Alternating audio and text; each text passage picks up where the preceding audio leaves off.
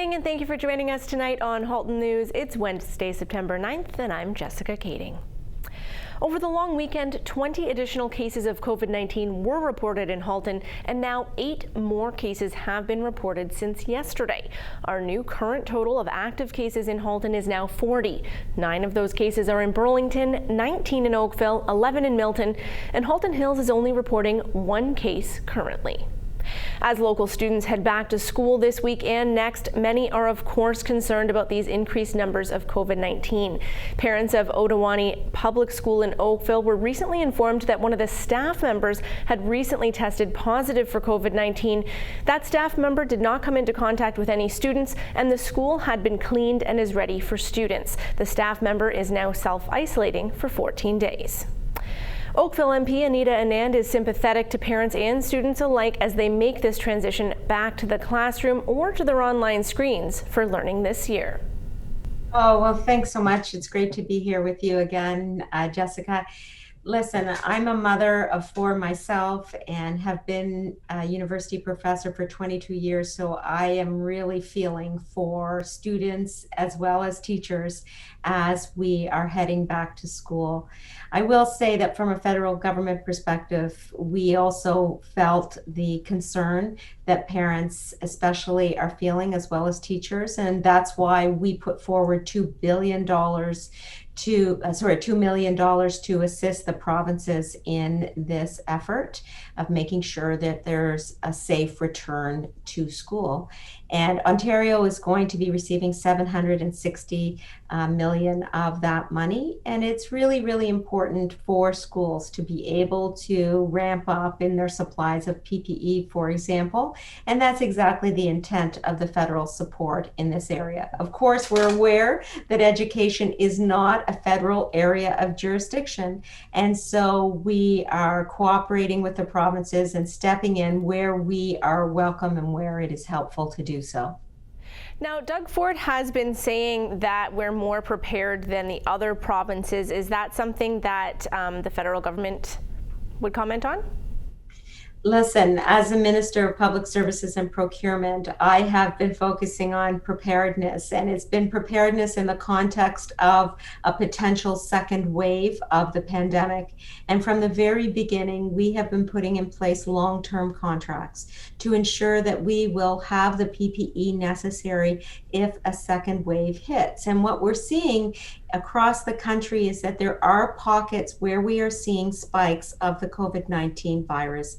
And so having the PPE and other medical supplies in place, I believe, is going to be very, very important to allowing the country to get back to normal, to deal with outbreaks, to make sure that we're able to address a second wave if it occurs. I then asked MP Anand just how concerned she is about students and our community in regards to a potential second wave this fall or winter.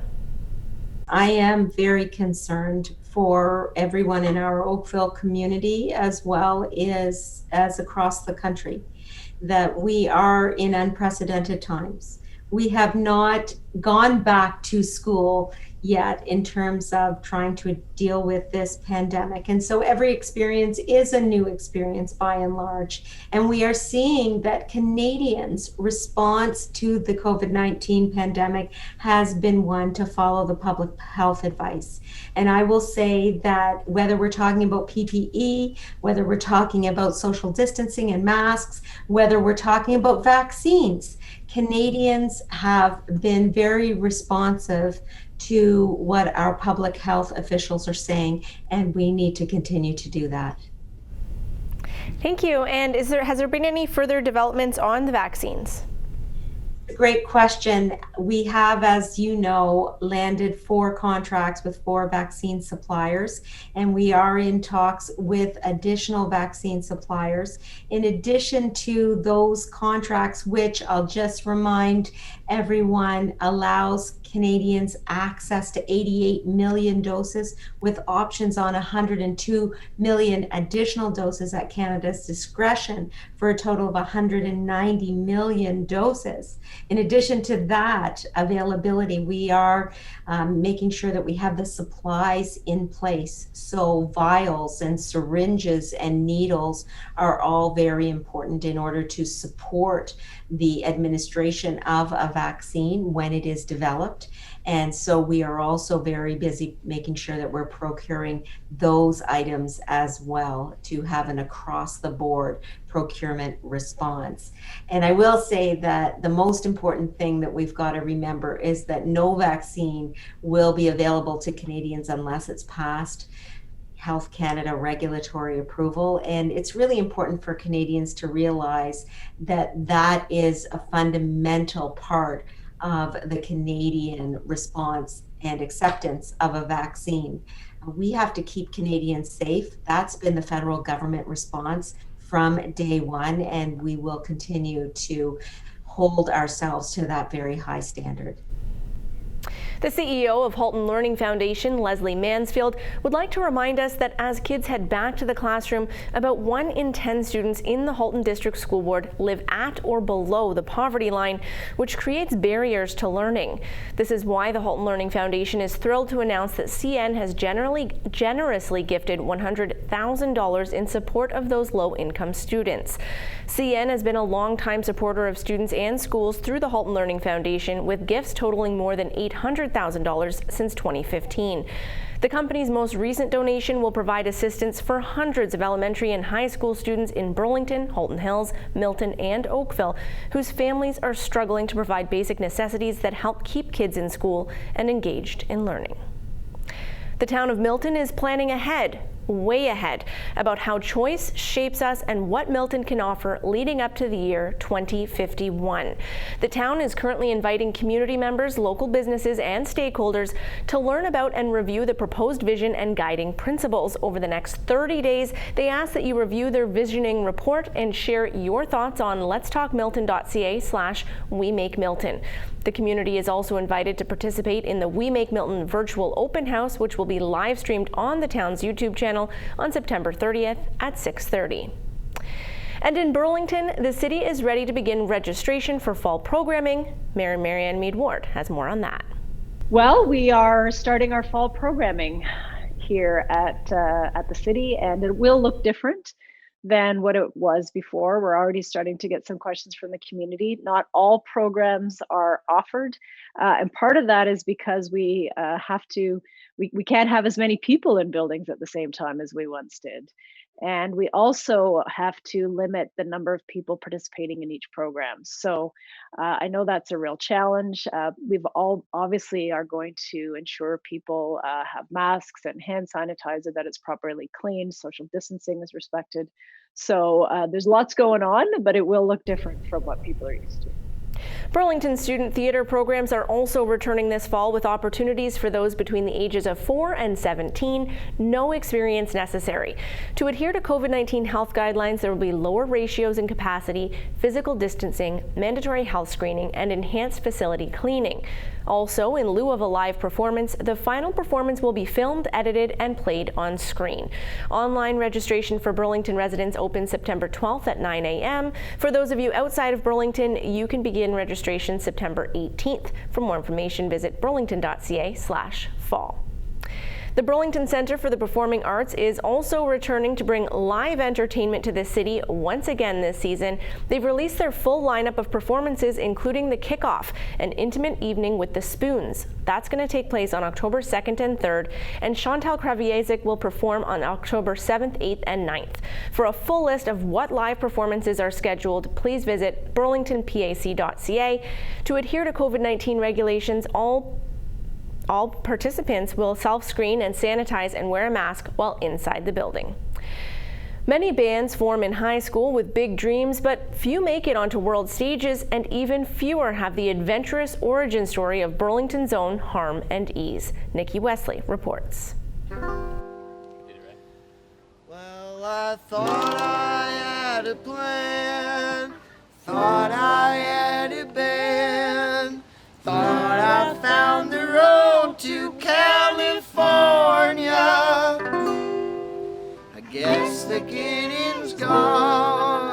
think you think I saw someone's coming down. Before they traveled to Argentina, drummed up a solid fan base, and released 2 successful albums, Harmonies found their roots at Burlington Central High School in 2010. And we ended up meeting up one day at Wellington Park, right by Central, and that's like, we went up to him, we're like, so I hear you're a singer, like we're looking for a singer, so you sing. And then from that we were like, we should jam, like whatever, and that same day he came over, or like a couple days after, to band practice, and that was the first time we ever heard like someone sing in tune and sound good, and we were all like, whoa, that's how you do it. And then, yeah, and then we never stopped playing together since then. After high school, they traveled to Argentina, making it their home for 5 years and fine-tuning their sound. However, singing in English wasn't something audiences there were used to. Around when we were working down there, it wasn't popular at all to sing in English in Latin America, and we kind of paved ground down there that, you know, now bands do sing in English and are able to put out the music down there. The audiences not only accepted them, they loved the music. Yeah, we did a lot in Argentina. We toured all over the country. We have a big following there, yeah, a big fan base in Argentina. There was a lot of formative years for us there, and it kind of made us who we are, but we never really forgot, where it started. They moved back to Burlington in early 2019 to where it all started. While their Latin American fans miss them, they are proud of what they're accomplishing here at home. It makes them super proud. Honestly, all our fans, as much as they miss us, they're all like, we're representing them here kind of thing, like in the world. We're like representing being from South America and being North American and all these things all in one. We're international. Asking what genre of music they play is a loaded question. Vocalist Rylan Whalen has given it many names, but says, can't we just call it rock? But rock doesn't seem to do their layered sound justice. We're fans of all sorts of music, you know, from any decade. We're fans and we're scholars of it. But at the same time, you know, we want to bring our own grain of sand into this time, because all our favorite people are the ones that push the envelope further of what was thought capable, right? The name harm and ease, you know, the two opposites that attract, and like we've been able to make our music kind of sound like that. Like we have these songs that are like, we just played some acoustic songs, that's like our ease set, and then we have this like strong rock and roll show, that's our harm set. But we found a way to mix it all in one and have this like just our sound, harmonies. Like so many things, COVID-19 put a damper on live concerts. The band took the opportunity to fine-tune their recording skills, doing music videos of cover songs in their home, the House of Ease. Last weekend, they played their first drive-in concert at Ontario Place. As much as it was a weird show, there's cars honking at you and whatever, it was like, okay, we're doing it again. This is what I was supposed to be doing. I'm back on it. Even though this is happening right now, we're finding a way to perform. People still want entertainment, and we're still finding a way to do it. Like, we're going to find a way no matter what. In the future, they're looking forward to working with other Canadian artists and sharing their music with new Canadian audiences. We got 2 upcoming shows this weekend. We're playing opening for Walk Off the Earth in Toronto. 2 more drive-in shows coming up, which is amazing, on the 11th and the 12th. The first night's sold out, and second night you can still get tickets for the 12th. Reporting for Halton News, I'm Nikki Wesley. A little bit, but not too much. While still over a month away, Halloween seems to be a hot topic of discussion on social media these days. Whether you plan on your kids trick-or-treating or not, there are plenty of other ways to get into the Halloween spirit that do not involve going door to door. More on that after the break.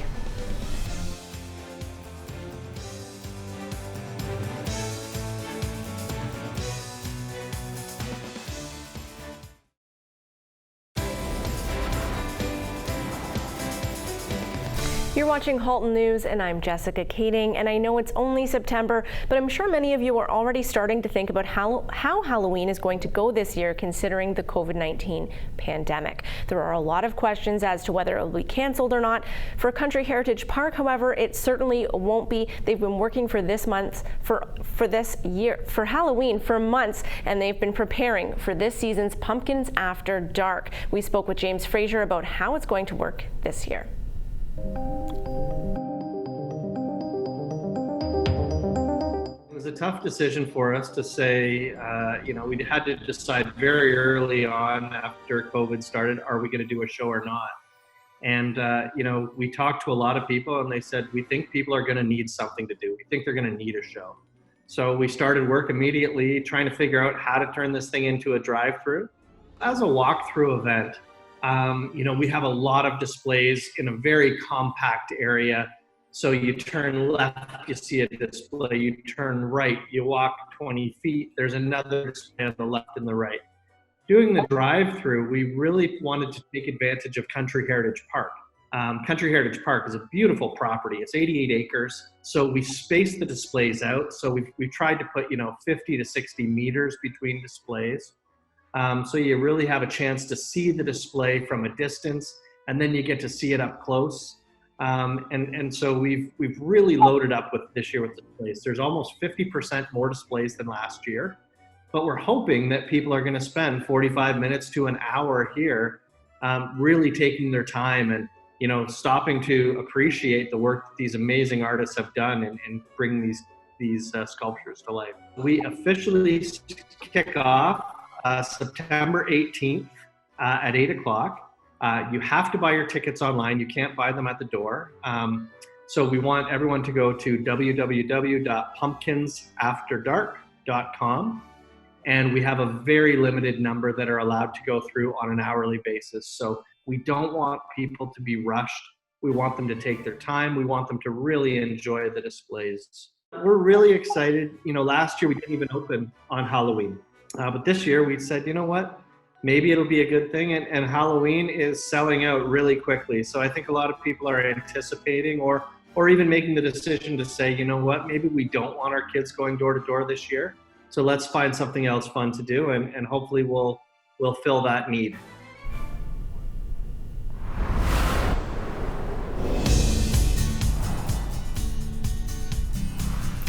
Cooler out there today. Let's take a look at our 5-day forecast across the Halton region. Mix of sun and clouds expected tomorrow. Cooler temperatures expected throughout our 5-day forecast. Full sunshine on Friday at 20 degrees, and then looking into our weekend, if you're planning outdoor activities, Saturday would be your best bet of the two, with a mix of sun and cloud expected and a high of 21 degrees. Sunday, we are anticipating rain showers and cloudy skies. Looking into next week, back to that nice mix of sun and cloud.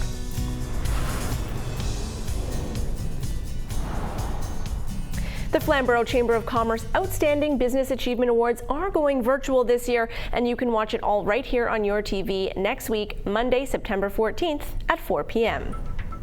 The Rotary Club of Waterdown and the Flamborough Chamber of Commerce have partnered together for the Flamborough Open this year, which will take place at the beautiful Copetown Woods Golf Club. There will be progressive tee times to allow for COVID-19 social distancing, and you're encouraged to register today to play September 23rd. Please visit flamboroughchamber.ca to register or to sponsor the event.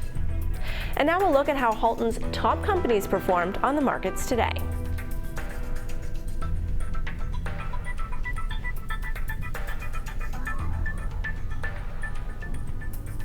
We'll be back with an update from the Burlington Food Bank and a look at some upcoming events that you can participate in around Halton coming up soon. We'll be right back.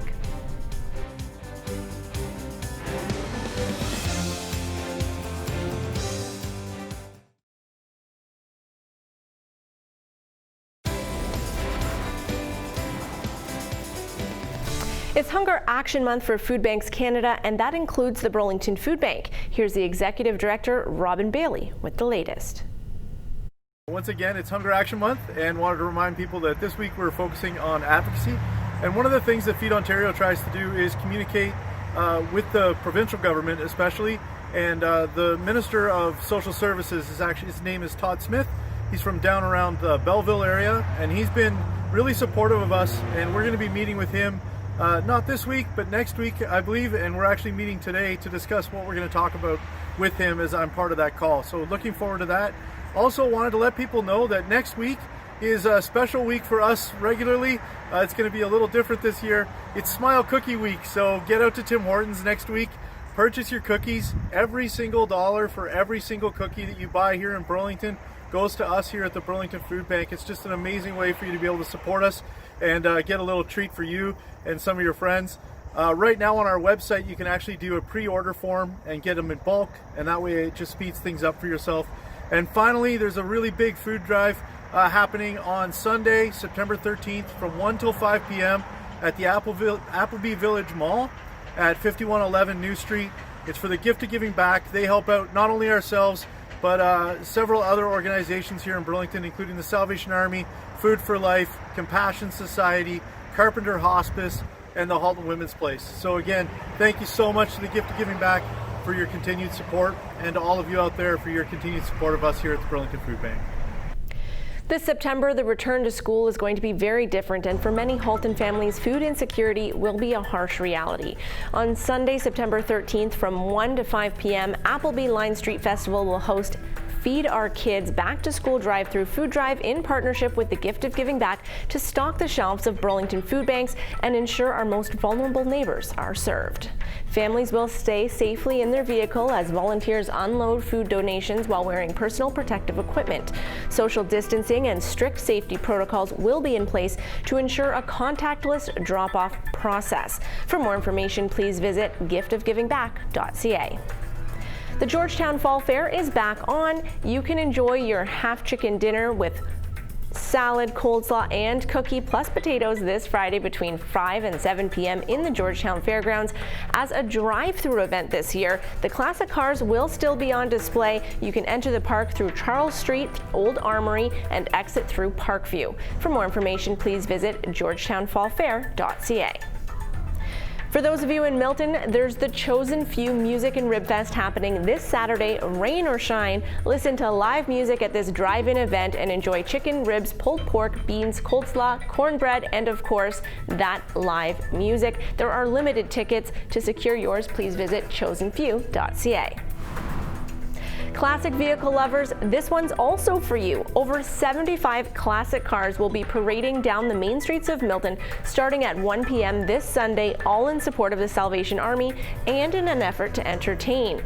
To drop off non-perishables or cash in support of the Salvation Army, please do so at 1 p.m. in the parking lot of Cineplex Theaters.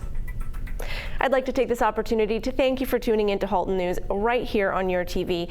We'll be back with another live edition tomorrow night at 5:30. Until then, I invite you to connect with us on social media. You can find us on Facebook, Twitter, and Instagram at YourTV Halton. You can also connect with us via email at haltonnews@cogeco.com. We would love to hear from you. Feel free to send us any comments, questions, or story ideas. And if you'd like to see even more content, please visit us online at yourtv.tv. For Halton News, I'm Jessica Kading.